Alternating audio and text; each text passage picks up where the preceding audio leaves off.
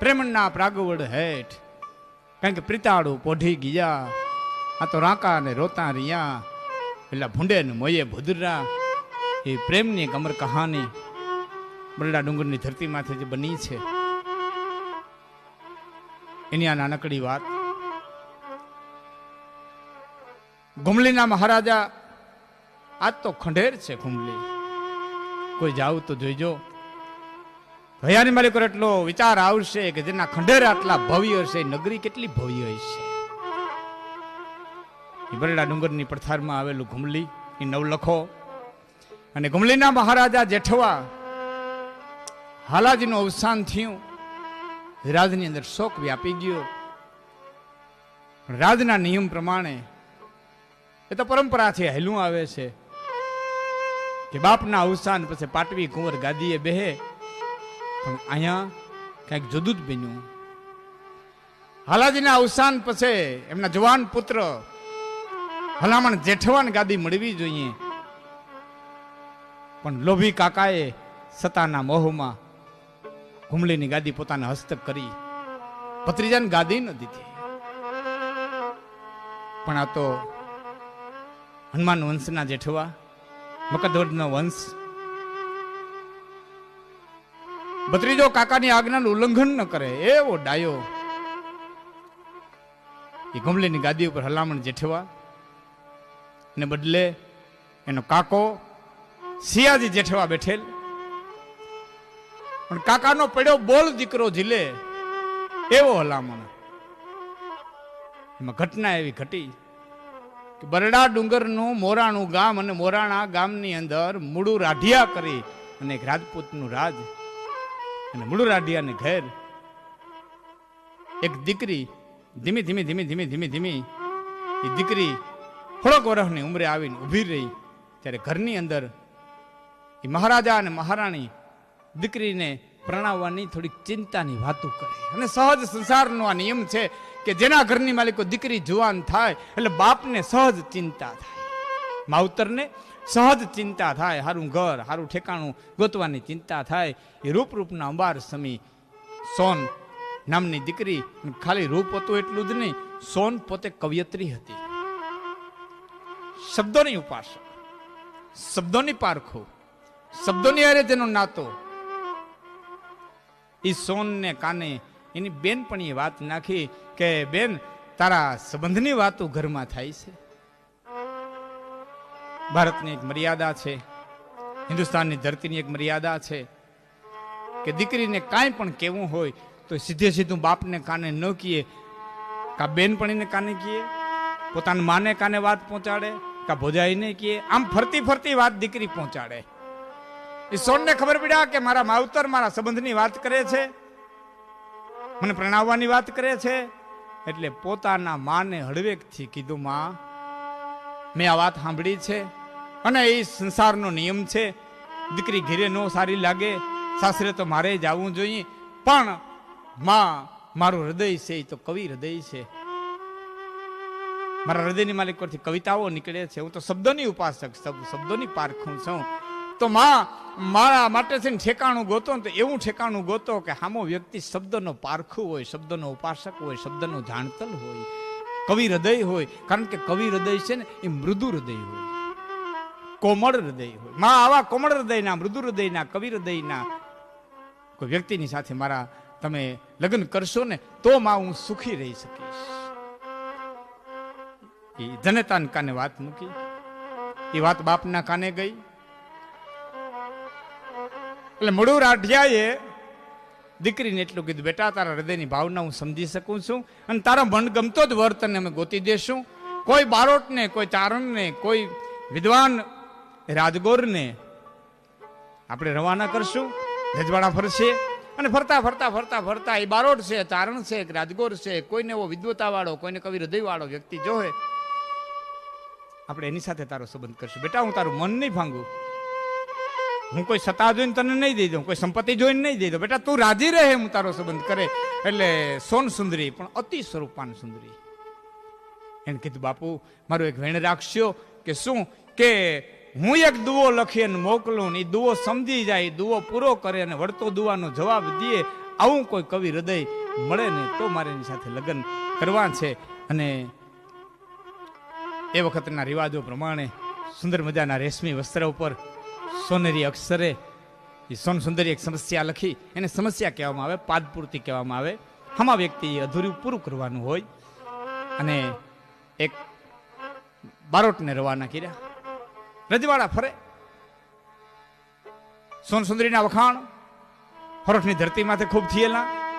રજવાડાની અંદર રાજકુમારો સોન સુંદરીને પરણવા માટે થઈને ઉત્સુક હતા. પણ જ્યાં ચિઠ્ઠી આવે વાંચે, સમસ્યા ઉકેલવાની કોશિશ કરે, ન્યા પાછા પડે. ફરતો ફરતો ફરતો ફરતો બારોટજી ગુમલી ગામના રજવાડાની માલિક પર આવ્યા અને સિયાજી જેઠવાને આ વાત કરી. સિયાજી જેઠવા એ સોનસુંદરીની પ્રશંસા સાંભળેલી. એને એ ચિઠ્ઠી લીધી, વાંચી, એક વખત બે વખત, પણ બુદ્ધિની અંદર ઉતર્યું નહીં કે આમાં શું કહેવા માંગે છે. ભલામણ બહુ ડાયો છે, ભલામણ કવિ હૃદય છે. એટલે કાકાએ એવો વિચાર કર્યો કે આ સમસ્યા ભત્રીજો પૂરી કરશે અને મારા નામે ચડાવીને મોકલી દેશે. પણ એ તો ગુપ્તમાં થાય. એટલે બારોટજીને ઉતારો દીધો અને કીધું કે આજની રાત્રિ અહીં તમે રાત્રિ રોકાણ કરો. આ તમારા સોન સુંદરીએ જે સમસ્યા મોકલી છે ને એનો ઉકેલ અમે તમને સવારે આપશું. એ રાત્રિના સમયે હલામણને બોલાવી અને સિયાજીએ કીધું, હલામણ આ સમસ્યા ઉકેલશે. અને હલામણે એ વસ્ત્ર જેમાં દુઓ લખ્યો હતો એ લીધું. માલિકો શબ્દો લખાતા કે ગણ વીણ ઘડિયા એરણ આભડિયા નહીં. ઘણ વિનાના ઘણાણા હોય, જેનું કોઈ ઘડનારું ન હોય, જેનું કોઈ બનાવનારું ન હોય, જેનો કોઈ રચયિતા ન હોય, અને એરણ આભડિયા નહીં, જે એરણ માથે ટીડા ન હોય, ઘાટ ઘડાણો ન હોય, આવી વસ્તુની મારે જરૂર પડી છે. આવી વસ્તુ મોકલાવજો. આવી વસ્તુ જગતના પટમાંથી કઈ એ ગણ વીણ ઘડિયા એરણ આભડિયા નહીં. એ દુઓ નું એક ચરણ, એ અડધો દુઓ વાંચ્યો. એ અડધો દુઓ વાંચ્યો અને કલમ લઈ અને હલામણ જેઠવાએ દુઓ પૂરો કર્યો કે ગણ વીણ ઘડિયા એરણ આભડિયા નહીં. આ સરવડા સ્વાતિ ચણા આ તો મળે તો મોતી નીપજે. ઘણવીણ ઘડિયા ને હેરણી આભડિયા નહીં. સ્વાતિ નક્ષત્રનો વરસાદ પડે અને કાલુ નામની છીપ ઝીલે, એ ઝકાય અને સમુદ્રને તરીએ વહી જાય અને એમાંથી જે લાખનું મોતી પેદા થાય એ ન ઘણે ચડ્યું હોય, એનું ન કોઈ ઘડનારો હોય, એનું ન કોઈ રચયિતા હોય, એ ન હેરણ માથે ચડ્યું હોય. એ ઘણવીણ ઘડિયા એરણ આભડિયા નહીં. સરવડા સ્વાતિ ચણા મળે તો મોતી નીપજે. પછી એને જવાબ લખો નીચે કે માતા વસે મેરા મણ અને પિતા વસે આકાશ. જેની મા દરિયામાં રહે છે, જેનો બાપ આકાશમાં રહે છે. તમે જે મોકલી છે સમસ્યા એનો જવાબ હું એવો આપું છું, જેની મા સમુદ્રમાં રહે છે, માતા વસે મેરા મણ, પિતા વસે આકાશ. જોઈએ તો જૂના મોકલું, નકર નવા આવશે આસો માસ. તમારે જોતા હોય તો મારા જૂના મારા રાજમાં પડ્યા છે, હું જૂના મોથી મોકલી દઉં. બાકી હાવ જો તાજા નવા જોતા હોય તો આસુ મહિના સુધી વાટ જોવી પડે. આસુ મહિનામાં નક્ષત્ર સ્વાતિ આવે, વર્ષે મોતી થાય. સમસ્યા પૂરી કરી સિયાજી જેઠવાને દીધી. સિંહ જેઠવાએ નીચે પોતાની સહી કરી અને પોતે દુઓ પૂરો કર્યો છે એવું લખાણ લખ્યું. બારોટજીને રવાના કર્યા અને અહીંયા મોરાણા ગામે બારોટજી પણ તા તો રાજ હરખાણું. એક તો કવિ હૃદય મળ્યું, હામું ઘુમલી જેવું રાજ અને ઘુમલીનો મહારાજ. દીકરીને આવું ઠેકાણું મળે અને સારું ઠેકાણું મળે એમાં કયો બાપ રાજી ન થાય. સોન સુંદરી પોતાના માણસોને લઈ વેલણું જોડાવી અને ઘુમલી ગામના પાદરની માલિકો આવી છે. પણ જે જોવે ને સોનના વખાણ કરતા થાકે ને એવી સોન રૂપાળા 16 વર્ષની ઉંમર, થાકેલા હંસના જેવી હાલ, ભૂખા સિંહના જેવી કડ, વાસુકી નાગના જેવો ચોટલો, દાડમની કડીઓ સરખા દાંત, ગુલાબની પાંખડીઓ જેવા ઓઠ, ગાલની માલિક પર ખંજર પડી ગયેલા, કાચના કટોરાની માલિક પર હામ માછલાના બચ્ચા રમતું કરતા હોય એવી આંખું. ભોળાનાથનું તપ ભંગ કરવા માટે થઈને કામદેવે પુષ્પનું બાણ ચડાવ્યું હોય, કમાઈને વળી ગયેલા ધનુષની માથે ભમરાવની પંક્તિઓ બેહી જાય ને જેવો દેખાવ સર્જાય એવા નેણ, હેમર સરખા હાથ, ચોરામગની સિંગુ જેવી આંગળીયું, બાવનપુરની થાળી જેવી હથેળી, હાલતા પાતળની પદમણી હોય, સિંહલદીપની હાથીણી હોય, માનસરોવરની હંસલી હોય કે સફેદ આરસ પાણના પહાડની માલિકોથી કંડારીને કાઢી હોય એવી સોન સુંદરી ઘુમલીના પાદરની માલિકો પડાવ નાખ્યો. ઘુમલી આજ વખાણ કરતા થાકતું નથી. આવી સુંદર સ્વરૂપાન એ સોન સુંદરી આવ્યા છે, પણ સોનને એક વિચાર થયો કે સમસ્યા ખરેખર ગુમલી મહારાજે જ પૂરી કરી હશે. કદાચ ને ફરતા ફરતા કોઈ બારોટથી થાકી ગયા હોય ને કોઈ પાસે સમસ્યા પૂરી કરીને લઈ આવ્યા હોય એવું તો નથી ને. હજી એક વખત આની મારે પરીક્ષા કરી લેવી જોઈએ, અને હવે પરીક્ષા મારા દાસીની સાથે કરું. એટલે વળી એક દુઓ લીખો, અને દુઆની ઉપર એને કીધું કે આપે સમસ્યા ઉકલી, હું બહુ રાજી થઈ, આપને પરણવા માટે થઈને ગુમલીના પાદર સુધી આવી છું. મને એક વસ્તુની ઈચ્છા થઈ છે, તો આ ચીજ તમે મોકલાવજો. અને દુઆની માલિકો લીખું એ દુઓ સિયાજીની પાસે આવ્યો. સિયાજીએ વાંચ્યો, પણ એને તો કોઈ બુકલમાં કોઈ ઉતરું જ નહોતું. એને કવિતાને હો ગાવનું છેટું, એને શબ્દોને હો ગાવનું છેટું. આ તો ભત્રીજાની ગાદી પચાવી પાડી હતી અને રાજા થઈ બેઠા હતા. એમ ઇતિહાસ કે છે ભત્રીજાની ગાદીએ કાકો બેહી ગયા હતા. સંપત્તિનો મોહ, સત્તાનો મોહ. દુઓ આવ્યો ભાઈ, વાંચો, એક વખત વાંચો, બે વખત વાંચો, પણ કાંઈ ગમ ન પડ્યો. એટલે દાસીને કીધું કે આપ તમારે ઉતારે જાઓ, આ સમસ્યા પૂરી કરી અને હમણાં અમે તમને મોકલીએ.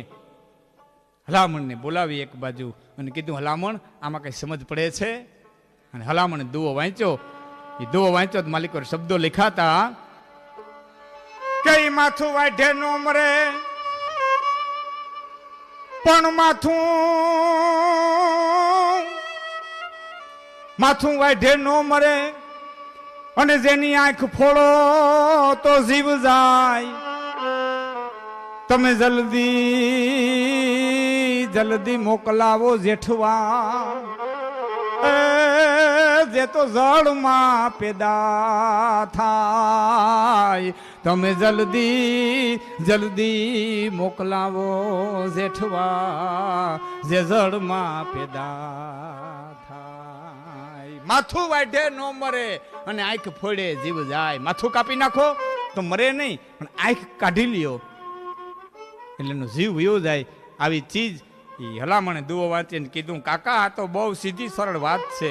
કે શું કે સોન રાણીને, સોન સુંદરીને શેરડી ખાવાની ઈચ્છા થઈ છે. એટલે કાકા આ દુઆમાં એને શેરડી મગાવી છે. કે કેમ કે માથું વાઢે ન મરે, શેરડીને માથું કાપી નાખો તો શેરડી ખલાસ ન થાય, પણ શેરડીની આંખ કાઢી લ્યો એટલે ઉગતી બંધ થઈ જાય. સુંદર મજાની શેરડી ભારો તૈયાર કરાવી અને સોન રાણીના જ્યાં પડાવ પીડ્યો હતો ત્યાં મોકલાવી. સોન રાણી એને હરખ હૈયાની માલિકો આવ્યો કે નાના જે પાત્ર મળ્યું છે ને એ કવિ હૃદય મળ્યું છે.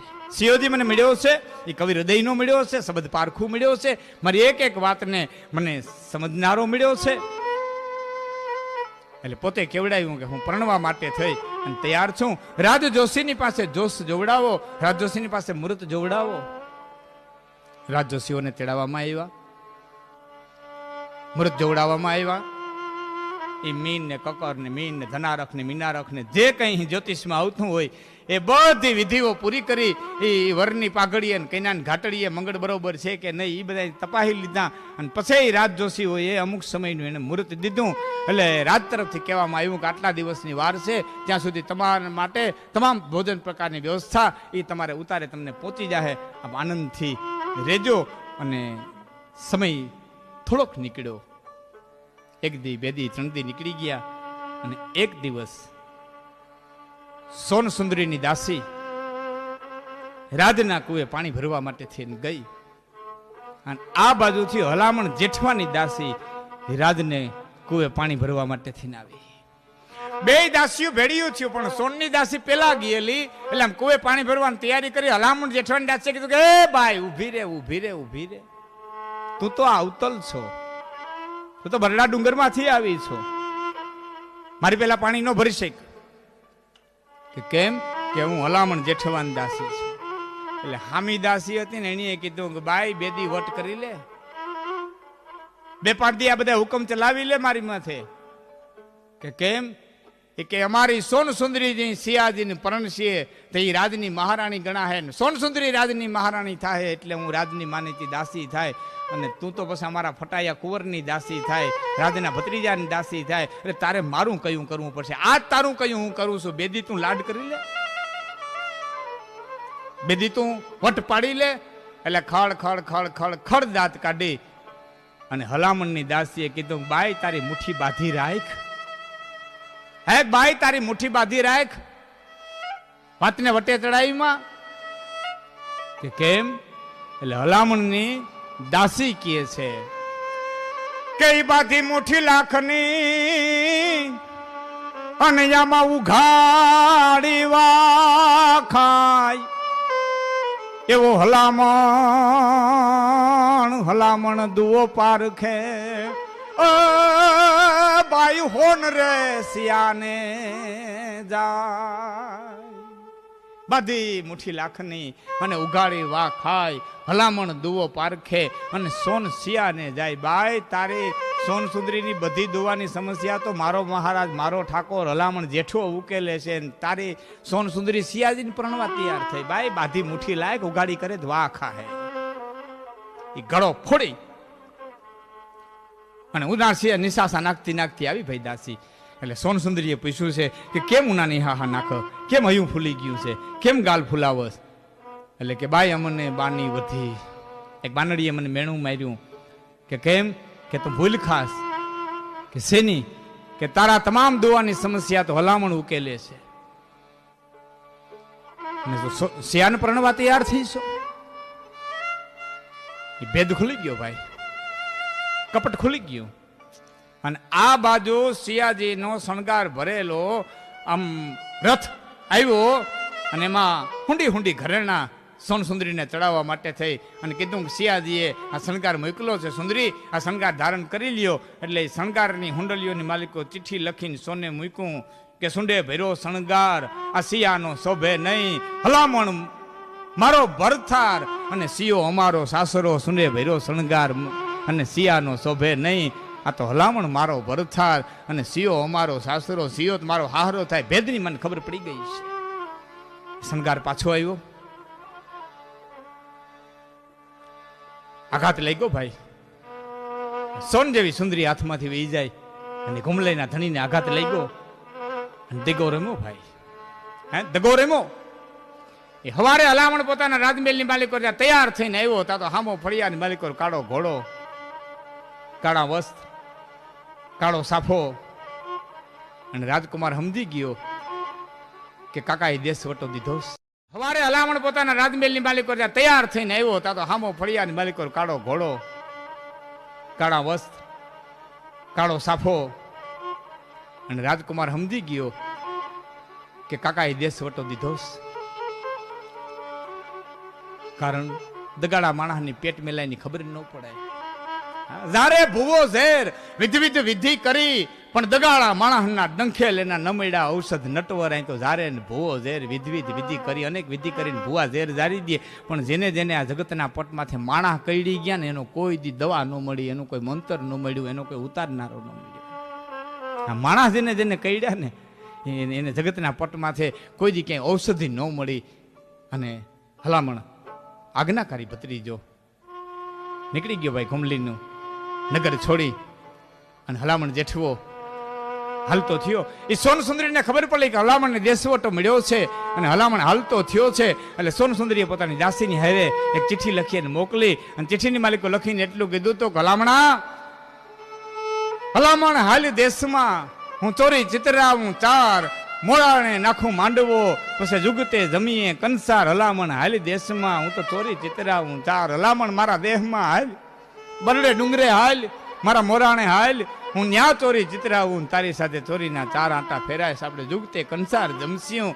અને ચિઠ્ઠીમાં સામો જવાબ હલામણે મોકલો કે બદલે બીજા લોક પણ બરલાય બદલે નહીં. સોન બદલે બીજા લોક પણ બરડાય બદલે નહીં.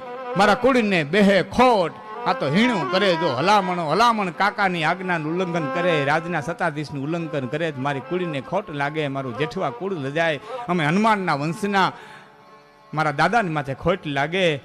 હવે તો ભાગમાં હશે તો આવતે બહુ મળશું. એ ચિઠ્ઠીમાં જવાબ લખી અને નીકળી ગયો ભાઈ કચ્છની ધરતીની માથે.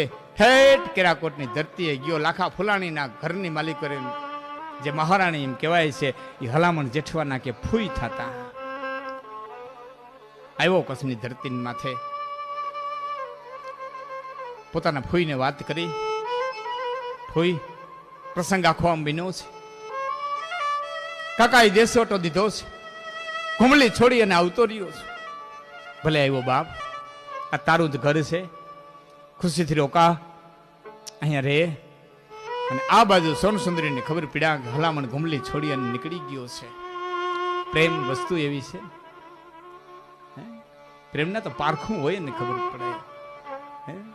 સોનસુંદરીને હયાની માલિકો દાવ લાગ્યો, કામન જાણે આપણું અને કાં જાણે કિરીતાર. આ તો દવડા ભીતર દવ જલે અને ખનખન ઝરે અંગાર. દલડા ભીતર દવ જળે ખનખન ઝરે અંગાર.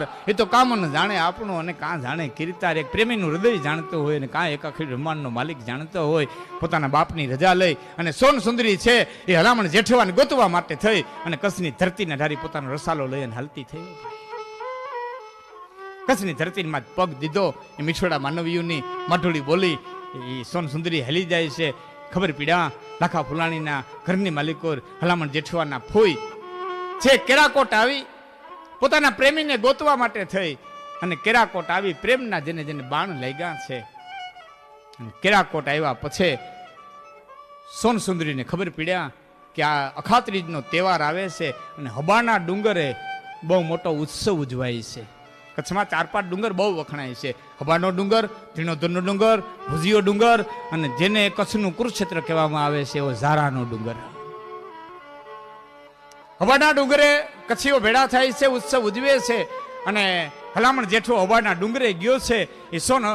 એ હબાના ડુંગર કોઈ રવાના થઈ. પણ આ એવી ઘટના ઘટી, કારણ કે કુદરતને અમુક વસ્તુ મંજૂર નહીં હોય. ત્યાં હબાના ડુંગરે હિંચકા ખાવાના રિવાજ. એ વખતે કઈ એવી માન્યતા હશે કે હિંચકો ખાયની મનોકામનાઓ પૂરી થાય અને એ વડવાયુની ગાંઠો વાળી અને હિંચકા ખાતા હશે. અને હબાના ડુંગરે એ હલામણ જેઠવાએ હિંચકો ખાધો, ગાંઠ તૂટી. હલામણ જેઠવો ધરતીમાં પડ્યો. હલામણ જેઠવાનું પ્રાણ પંખેરું તેથી નીકળી ગયો અને સોનસુંદરી બરોબર હબાન ડુંગરે પહોંચી માણસોને કીધું કે હલામણ જેઠવો અહીં કોઈ આવ્યો છે. અને માણસોએ ટૂંકમાં વાત કરીએ તો હલામણનું મળું દેખાડીને કીધું કે હિંચકો તૂટ્યો છે અને તારો હલામણ અટાણે હબાની હદમાં રહી ગયો છે. સોનસુંદરીએ શણગાર સીજા, પીઠી ચોડી, હાથે મીંઢોળ બાંધો, ચોરી ચિતરાવી, અગ્નિ જ્વલિત થયો. એ હલામણ જેઠવાના મળદાની હારે 4 ફેરા ફરી અને હલામણનું મસ્તક લઈ અને સોનસુંદરી તેદી હબાના ડુંગરે એ પીઠી ભર્યા હલામણના મસ્તકને ખોડામાં લઈ અને તેદી સતી થઈ ગઈ. પ્રેમના પ્રાગવડ હેઠ કાંઈક પ્રીતાળું પોઢી ગયા. આ તો રાંકા ને રોતા રહ્યા. પછી ભૂંડે ને મોયે ભુદરા એટલે કવિઓએ કીધું છે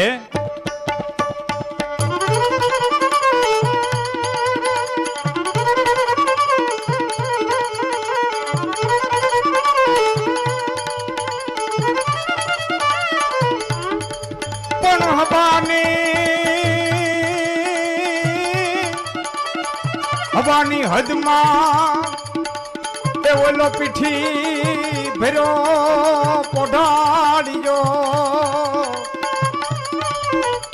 આમાં મીંઢોળ છૂટ્યા મહા